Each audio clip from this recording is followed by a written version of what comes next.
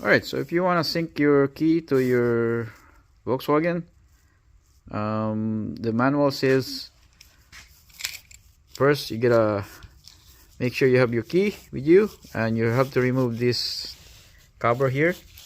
There's a slot here that the key will insert there, and you can pry it out.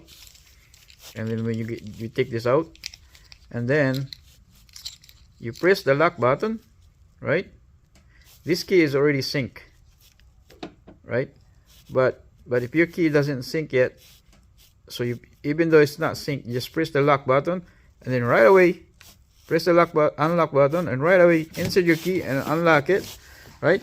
And then right away go to your ignition, turn the ignition on, and then off, come out, close the door, and then lock the car, right?